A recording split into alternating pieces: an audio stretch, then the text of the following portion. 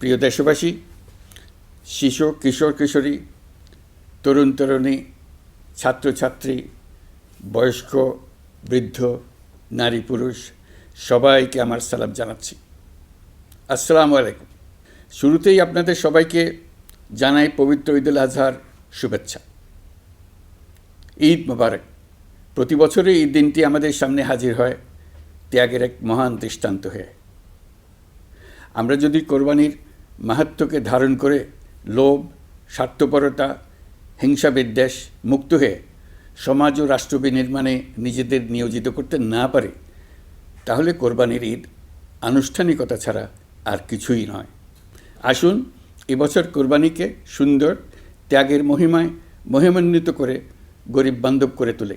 প্রিয় দেশবাসী, কোরবানির পশুর চামড়া থেকে অর্জিত আয়ে আমার আপনার দরিদ্র আত্মীয় পরিজন, প্রান্তিক জনগোষ্ঠী ও দেশের লক্ষ লক্ষ মাদ্রাসা শিক্ষার্থী উপকৃত হয়। আমাদের গরিব স্বজন ও প্রতিবেশীরা তাদের হক যেন ঠিক ঠিক বুঝে পায়, সেদিকে আমাদের মনোযোগ দিতে হবে। তবেই এই উৎসবটি হয়ে উঠবে ধনী গরিব সকলেরই উৎসব। পশুর চামড়ার ন্যায্য মূল্য নির্ধারণ, বর্জ্য ব্যবস্থাপনা সহ সার্বিক বিষয়ে সুষ্ঠু ব্যবস্থাপনা নিশ্চিত করতে সরকারের একটি উচ্চ পর্যায়ের কমিটি কাজ করছে। একটি কন্ট্রোল রুমও খোলা হয়েছে। কোরবানির চামড়া সংক্রান্ত যে কোনো সমস্যা, অভিযোগ ও পরামর্শ এই হটলাইনের নম্বরে ফোন করে নেওয়া যাবে। আমরা এই বছর কোরবানির পশুর চামড়া সংরক্ষণে 30,000 টন লবণ বিনামূল্যে সরবরাহ করেছি। কোরবানির ঈদে আরও একটি গুরুত্বপূর্ণ বিষয় হলো পরিষ্কার পরিচ্ছন্নতা।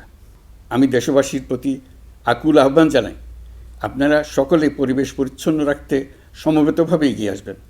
বিশেষ করে তরুণ তরুণীদেরকে এই বিষয়ে দৃষ্টি আকর্ষণ করছি। এবছর যারা হজব্রত পালন করছেন তাদের প্রত্যেককে জানাচ্ছি আন্তরিক শুভেচ্ছা ও অভিনন্দন। মহান রব্বুল আলমিনের অশেষ মেহেরবানিতে, আপনাদের দোয়ায় এবং সংশ্লিষ্ট সবার সর্বোচ্চ আন্তরিকতা ও পেশাদারিত্বের ফলে এবছর আমাদের হজ ব্যবস্থাপনায় সাফল্য এসছে। প্রথমবারের মতো সরকারি ব্যবস্থাপনায় লাব্বায়েক অ্যাপের মাধ্যমে হজের সার্বিক ব্যবস্থাপনা ও সেবা নিশ্চিত করা হচ্ছে। এখন পর্যন্ত হজ ব্যবস্থাপনায় কোনো অনিয়মের খবর আসেনি। টাকা দিয়েও হজে যেতে না পারার যন্ত্রণা কাউকে কাঁদতে হয়নি। হজ ক্যাম্প কিংবা বিমানবন্দরে কোনো হাজিকে প্রতিবাদ বিক্ষোভ করতে হয়নি। প্রথমবারের মতো সরকারি টাকায় কাউকে হজে পাঠানো হয়নি। প্রিয় দেশবাসী, ঈদুল ফিতরের অভিজ্ঞতাকে কাজে লাগিয়ে দীর্ঘমেয়াদে বাজারের জিনিসপত্রের দাম স্থিতিশীল রাখতে আমরা তৎপর হয়েছি।